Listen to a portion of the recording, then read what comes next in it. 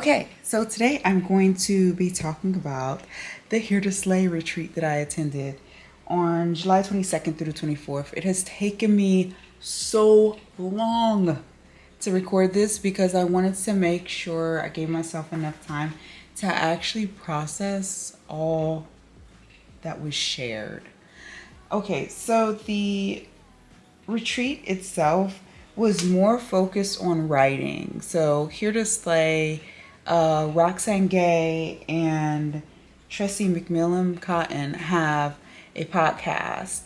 And this was, I felt, it was more writing focused, and hence why I attended.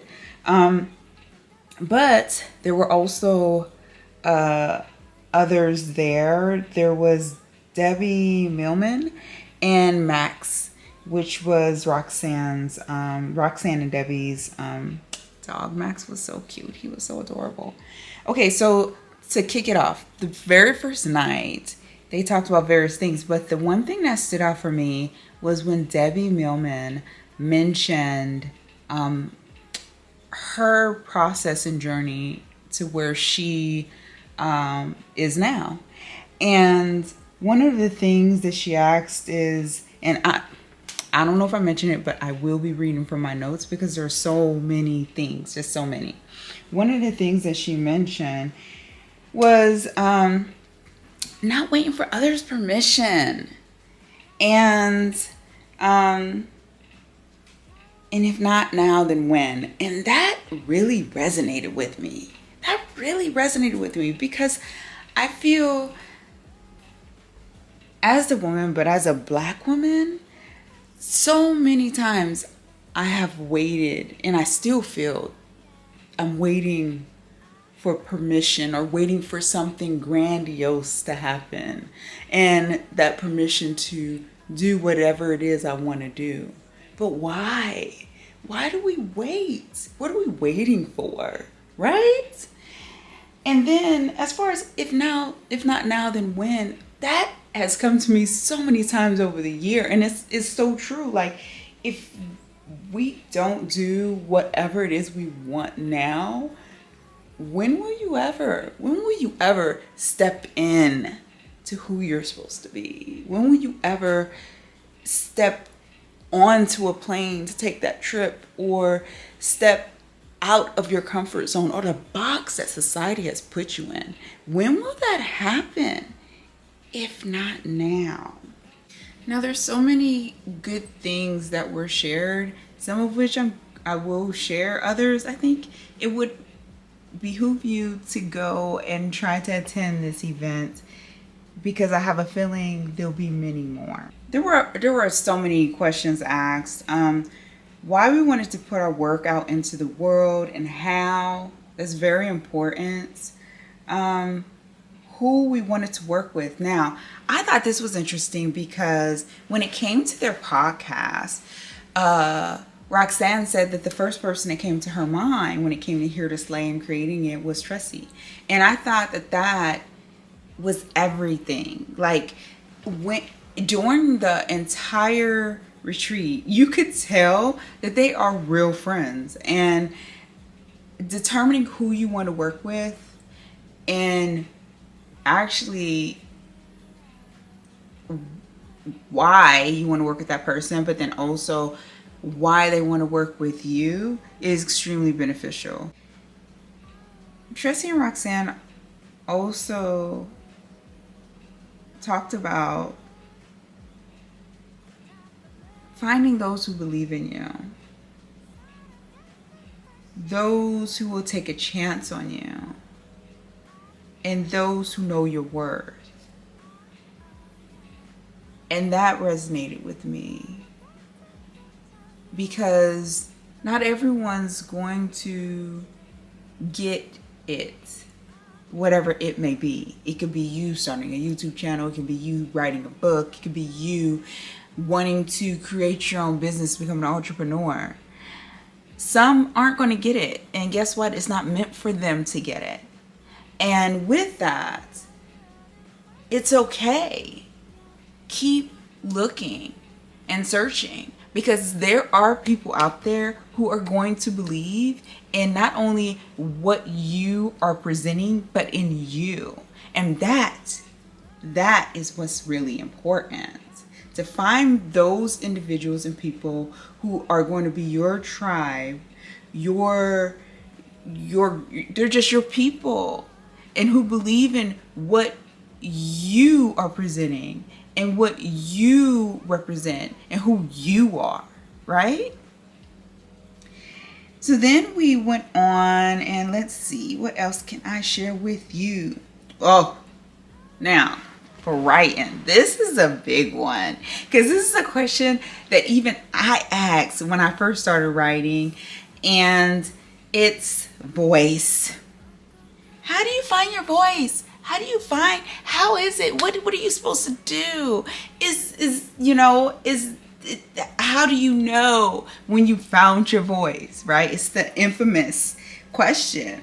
When reality is, there is really no finding your voice. What? Stop. What do you mean? Time out. What do you mean? What do you mean there's no finding your voice? Well, realistically, and I completely agree with this, because I've heard this so many times. Because guess what? You already have a voice. It's really about identifying your voice, right? It's there. It's already there. It already exists. It's about identifying that and going from there. Yeah? Does that make sense? Does it make sense? Because for me, it does. I mean, amplifying it, right? Lifting it up, right? Because it already exists. It always has. So as far as finding your voice, you don't have to find it. Okay? You already have a voice. Okay? You already have one. So still long enough to hear it. That's my twist on what they said. Now, that's not how they said it. That's what I'm saying. Then they asked, what is your expertise? This was a good exercise. So they asked the question, what is your expertise? Now, in asking this question, you have to remove, during this exercise, any external institutes, education, professional titles, or position. So, for instance, I am Dr. Patricia Y. Jones. I do possess a doctorate. I do have a PhD. But in this scenario, I would not say my title. I would just say, I'm Patricia Y. Jones. Well, who are you, right? Who am I? What is my expertise outside of my profession, outside of my institution, outside of my education, right? And that I felt was very interesting, especially in that space, because there were a lot of professionals. I think everyone was pretty much a professional in that space, within that higher education or academia or law or work for the government. Me personally, it's been years, like 5 years, since I've been attached to any institution or organization. So I've had ample time to figure out my expertise. And so the question was, what is your expertise? What do you know? How do you know it? That's Tressie. That's her combination. What do you know and how do you know it? What you do is not what you know, right? Just because you do a certain thing, you work in a specific profession, does not equate to what you know, because you're so much more than that. You're greater than that, right? Who are you when you take what you do away? Who are you when you remove that title? Step away from that institution, organization, corporation. Who are you? Right? Yeah. See, this is why it took me a while to even do this video, because it's hard to figure out how to present it, but then also not to want to just tell you everything that happened, because I so do, but this video would be so long and no one wants to watch that unless it's actually Roxanne and Tressie talking on stage. I think people would continue to show up for that, but not me sitting here. Okay, so let's see if there's anything else. Oh, writing is about writing a human story. This is something we all should keep in mind, because this is where writing resonates and becomes real for so many. It is a human story.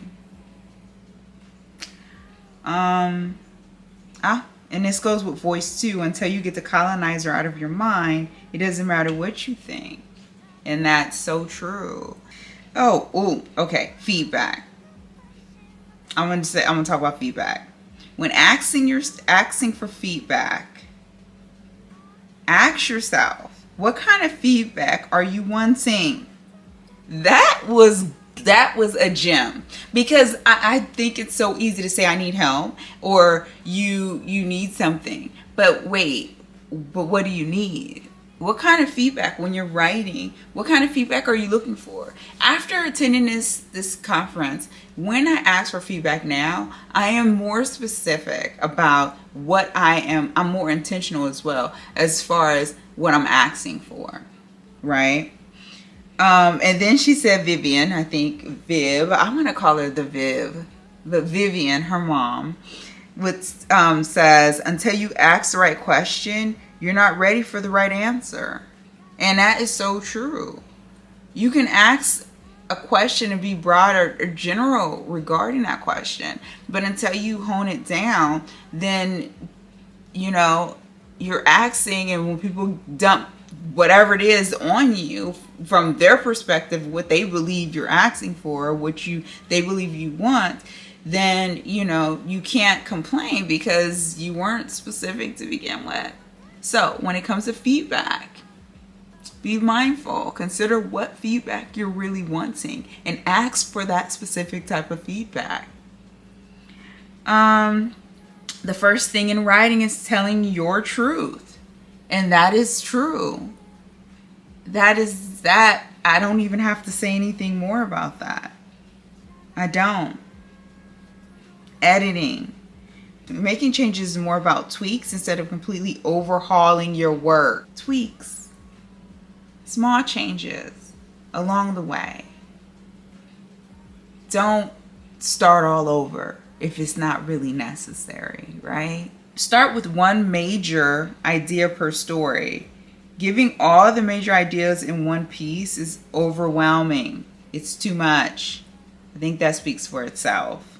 Oh, editing is when you critique and question. I feel, I want to say, well, that's self-explanatory, but it's not true, because the critic and the editor is always going in my mind when I'm writing. When you write, who are you calling in? Is that who you intended to call in? Can you hear who made you in your voice as you write? Where you're from, your people. Does your voice sound like you? Those things are so key. It's easy to get stuck in jargon of the field, of the craft, being academia, higher ed, so on and so forth. And when it comes to writing, using that vernacular, using that form, because that's what you become accustomed to. But don't forget who you come from, or who you come from. Don't forget who you are. Don't forget where you come from. Don't forget to include that. But okay, so that's the gist of some of the things that were discussed during the retreat. It was over the weekend. Yeah, they had to break it down in a couple different sessions because there were so many participants. But it was definitely an experience. That was my quick synopsis of some of the things that happened at Here to Slay that I could share and what I've gleaned from it. If you want to know more, just let me know in the comments and I will get back to you. But I would highly recommend and suggest you go out and read some of these authors' work, but also look out for their next retreats. Yeah. Time to wake up.